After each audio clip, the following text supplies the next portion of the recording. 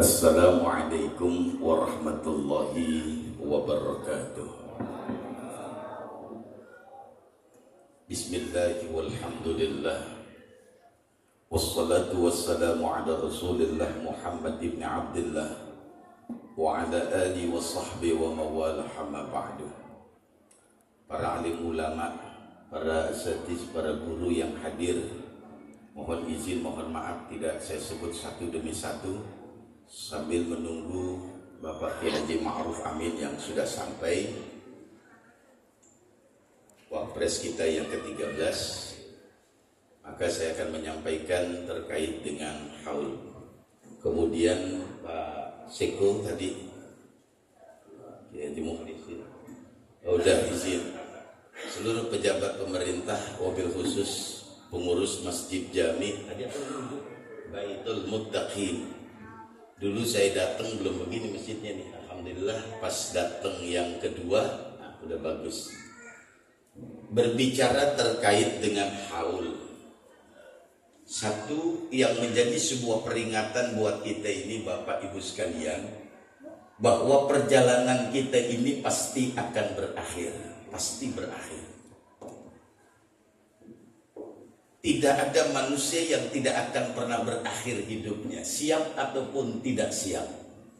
Kalau hari ini kita perhatikan di media sosial lagi rame di daerah Sulawesi Selatan, Luwu, ada orang yang dimakamkan 30 tahun, ketika digali kuburannya masih utuh, kain kafannya masih bersih, jasadnya masih utuh. Nah, ini menjadi sebuah iktibar buat kita, pelajaran. Besok kalau kita meninggal dunia kayak apa?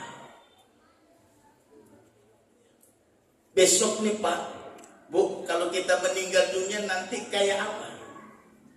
Apakah selesai kita meninggal dunia kemudian dimakamkan, habis semua, selesai cerita kita?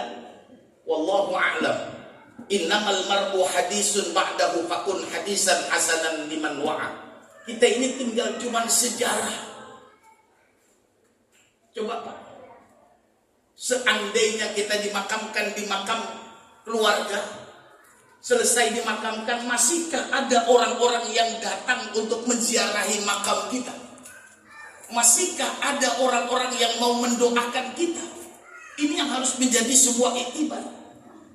Yang paling simpel contoh begini Bu, ada orang kerja dari pagi sampai sore, kemudian dapat duit 1 juta. Dia pakai 800.000. Dia tahu nggak berapa sisanya? Bu, dapat duit 1 juta, dipakai 800.000. Tahu nggak sisanya berapa? 200.000. Umur kita udah kita pakai 60 tahun. Tahu nggak berapa sisanya? Hah? 2 tahun. Masya Allah.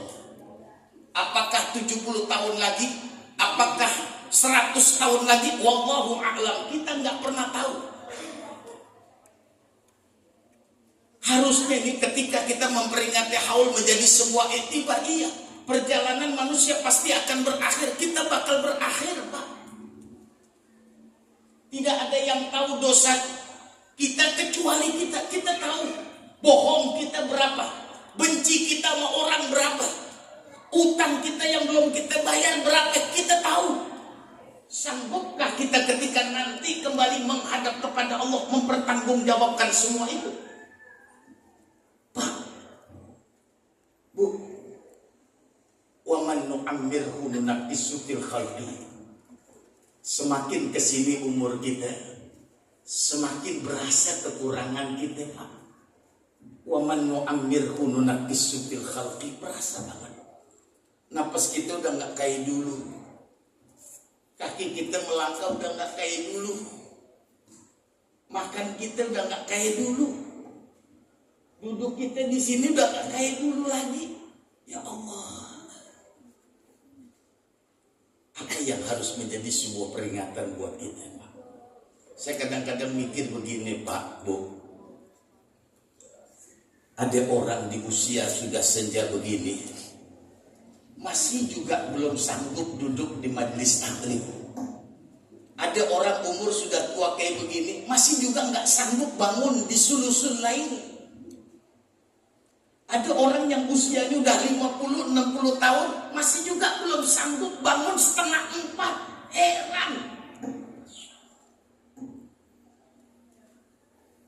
Apalagi yang mau kita cari, Pak? Coba deh. Mungkin kalau masih muda, orang masih malu, muda dah, dia lagi capek, pantes dah. Tapi di usia-usia kita kayak 50-60 tahun udah pantes setengah 4 bangun. Padahal ayatnya sering kita dengar, wabil ashari hum yastaghfirun. Dan di waktu sahur mereka banyak minta ampun kepada Allah. Adakah setengah 4 kemudian kita meneteskan air mata kemudian minta ampun kepada Allah? Pak, Bu, yang tahu dosa kita tahu dosa kita. Sanggupkah nanti ketika kita balik menghadap kepada Allah mempertanggungjawabkan semua itu, Pak? Pak, Bu, ini yang pertama haul peringatan buat kita bahwa perjalanan hidup kita pasti akan berakhir. Ada waktunya, Pak. Ini kan cuma perform doang, pakaian kita rapi begini. Padahal dengkul kita udah kagak kayak dulu. Kan cuma peci kita doang rapi, tapi paling kita sering keliengan. Iya, Pak. Peci doang nih kita masih rapi, cakep banget peci kita, tapi paling kita kan keliengan mulu, pusing mulu dah. Kita hampir bingung. Ngapa ya? Gua periksa darah kagak tinggi. Iya, kalau darah tinggi masih orang bilang pantas, kagak, normal. Tapi paling kok keliengan mulu ya. Kita pusing, gak ada apa ya. Minum obat baik 2-3 jam, kontan kambuh lagi. Apa makan yang salah? Kagak. Makan daging kambing? Kagak. Emang kita kagak pernah beli. Kalau gak ada orang kasih kita kagak makan. Iya. Apalagi makan durian. Ya jauh dah. Emang kenapa? Emang gue kagak kuat beli, jauh. Kecuali ntarnya Haji Madi siapin, baru kita makan durian. Itu juga keliangannya kadang-kadang doang. Kok ini hampir tiap hari kita keliangannya. Tubuh sudah memperingatkan kita, Pak. Allah menciptakan manusia. Ketika Allah menciptakan manusia, maka Allah akan berikan maintenance, namanya perawatan. Kita beli mobil ada perawatannya. Berapa banyak orang beli mobil tapi jarang baca buku petunjuk perawatan kendaraan. Coba dah. Bapak beli mobil selama 3 tahun jangan diganti olinya, pakai terus. Gimana rasanya?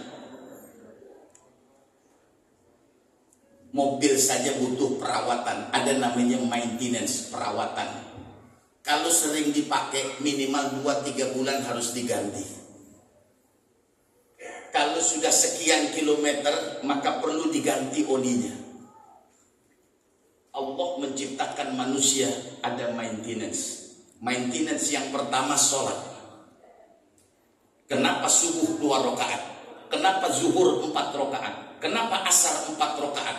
Kenapa maghrib 3 rakaat? Kenapa isya 4 rakaat? Nanti Bapak tanya di pengajian. Ini maintenance. Kenapa 1 rakaat 2 kali sujud? Kalau sujudnya benar, maka sehat dia. Ini bagian daripada maintenance. Itu yang harian. Ada maintenance bulanan. Senin Kemis puasa. Kenapa? Karena al-ma'idatu ra'sul lidah. Perut kita, pencernaan kita sumber daripada semua penyakit. Maka Allah katakan fal yanzuril insanu ila ta'ami. Manusia, coba lihat apa yang kau makan. Dari yang kau makan maka akan muncul penyakit. Maka dikasih maintenance dengan Allah. Bagaimana cara maintenance-nya? Puasa Senin, puasa Kamis, plus ayyamul bid 3 hari.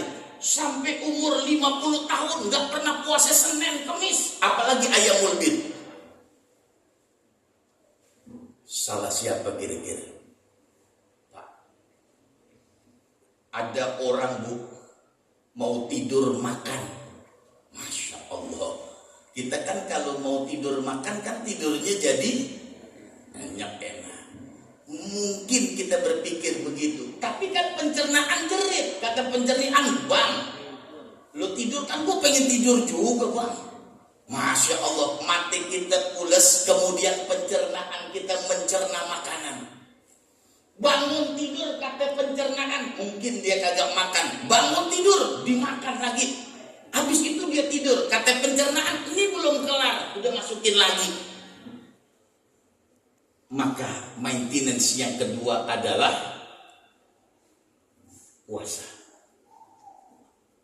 Oke, Senin Kemis Ayyamul Bid tidak dikerjakan. Besok bulan Februari, dalam 1 tahun ada puasa 1 bulan.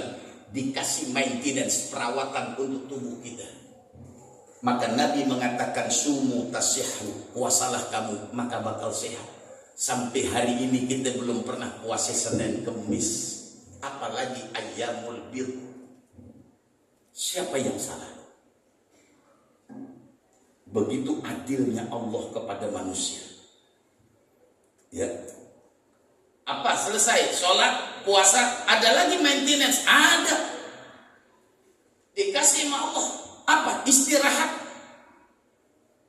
Allah ciptakan siang hari, Allah ciptakan malam hari, dan malam hari untuk kita beristirahat. Terkadang ada orang malam hari tidak beristirahat. Siapa yang salah? Kemudian Allah kasih perintah kulu min thayyibati ma razaqnakum, kata Allah, kalau makan yang thayyibat. Ada barang yang halal tapi belum tentu thayyib. Tapi barang yang thayyib pasti halal. Ayo Pak. Jeruan halal tapi belum tentu thayyib. Maka Allah katakan kulu min thayyibati ma razaqnakum. Makanlah dari makanan yang baik.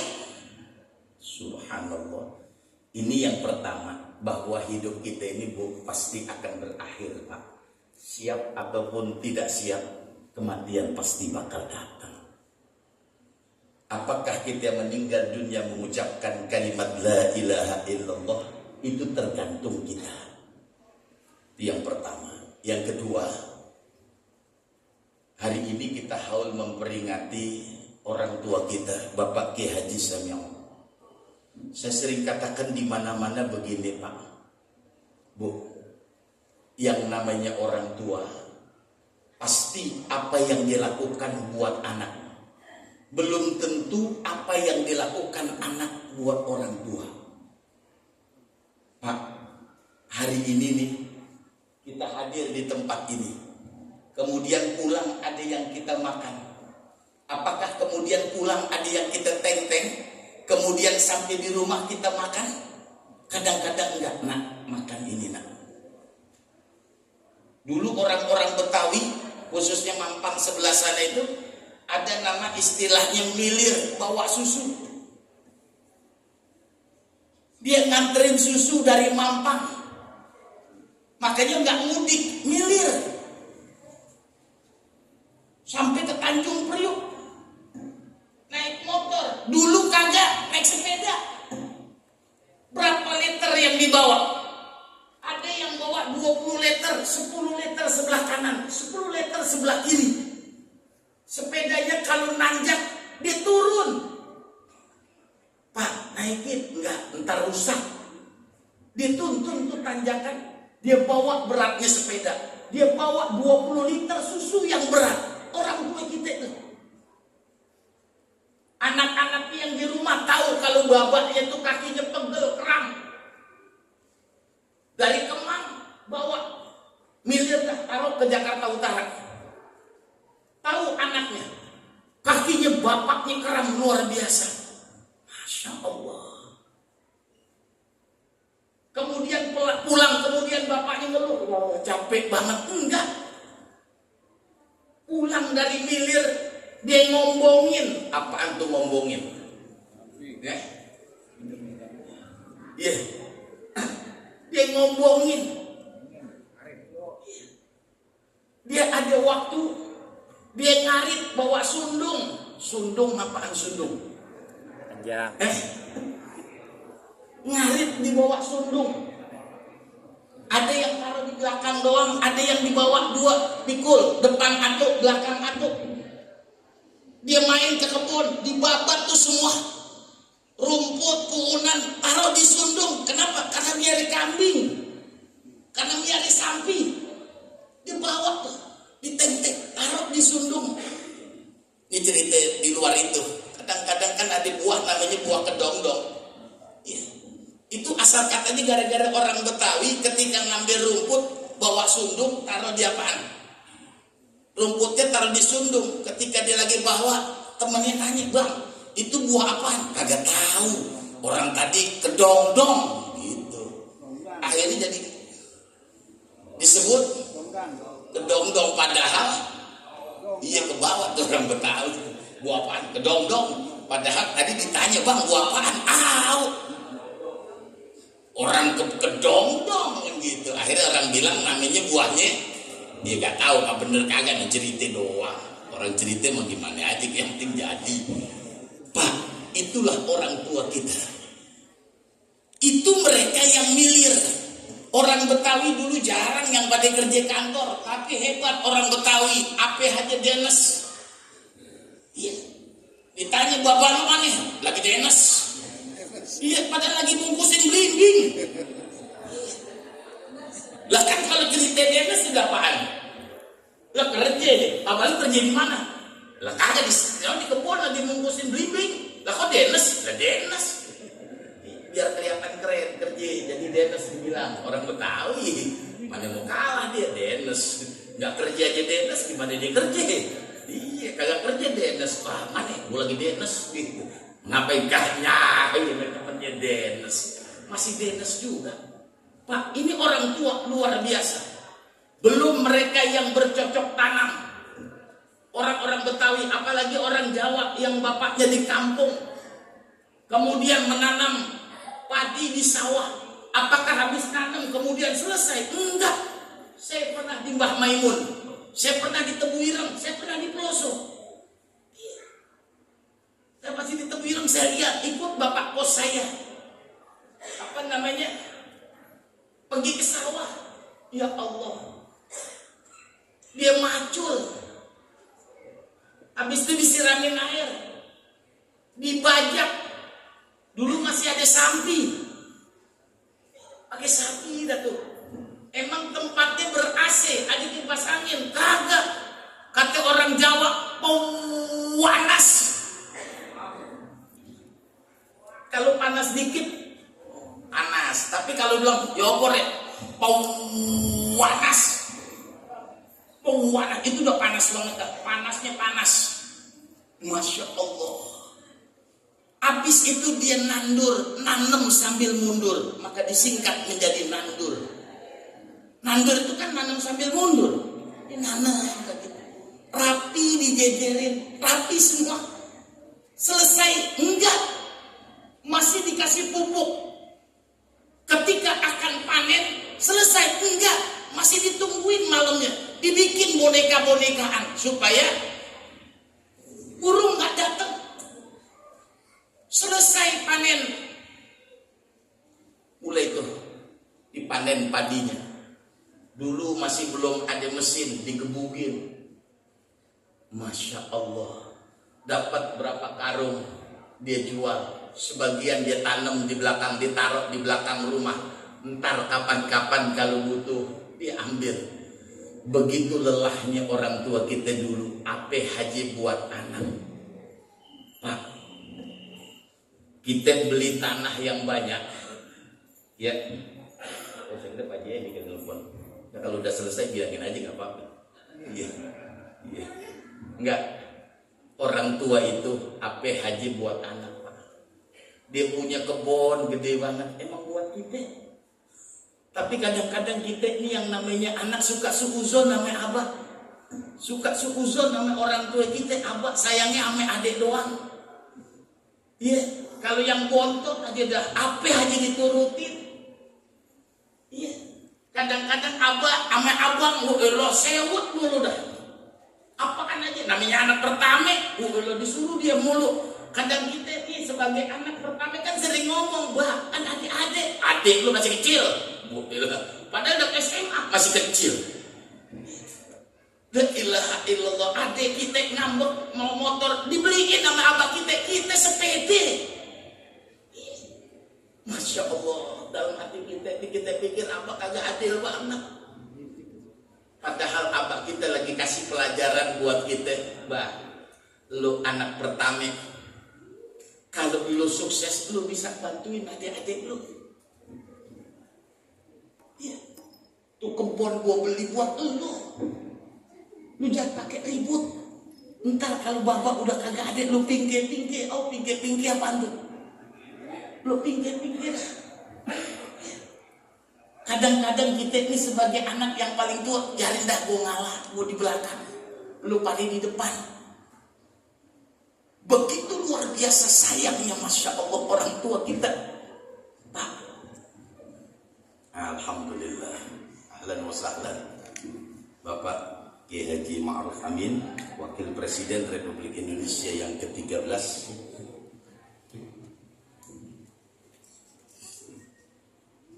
Tim hadroh mana sih dibaca nih?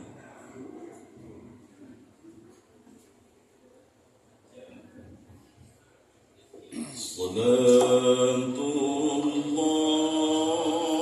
salamullah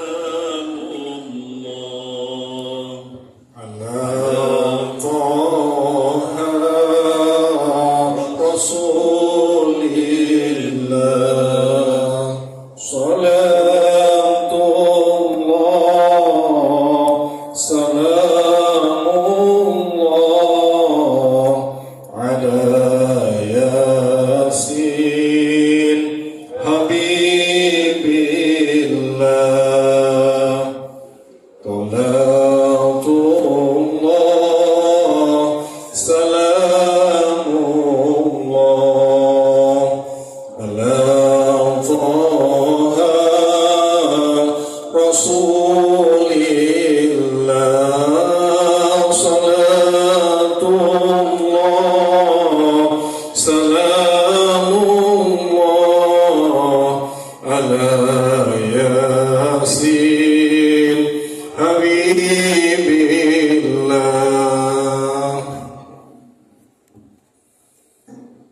Ahlan wa sahlan kami sampaikan kepada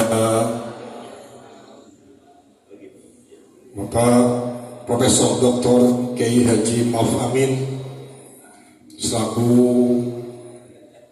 Wakil Presiden Republik Indonesia ke-13 yang alhamdulillah bisa hadir di tengah-tengah kita.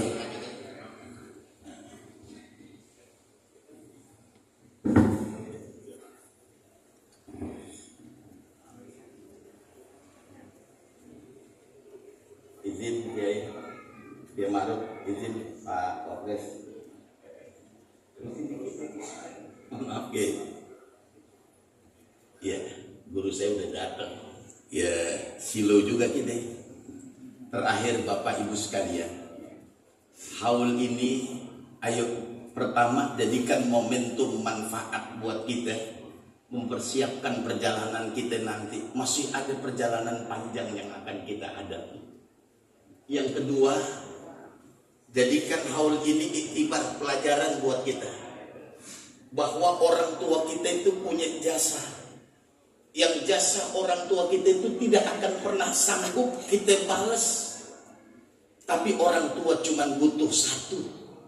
Nah, ketika ayah sudah tidak ada, ketika ibu sudah tidak ada, jangan lupakan doa. Pak, tarkud doa li abawaihi yadikul aishi adal waladi.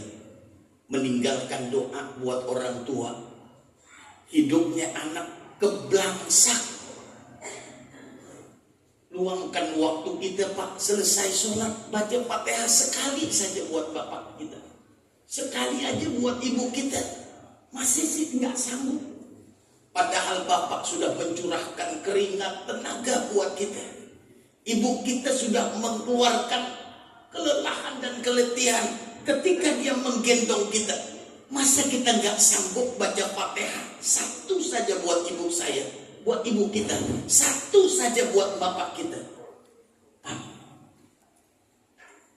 Mafil aba fil abna, apa yang ada di bapak akan turun di anak.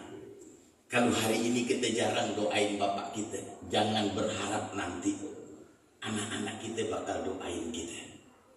Ya. Kalau hari ini kita rajin ziarah ke makam orang tua kita, suatu saat anak-anak kita pasti akan ziarah ke makam kita. Pak, jadilah anak yang terbaik. Waladun sholihun. Bagaimana jadi anak yang soleh? Yad'u lahu.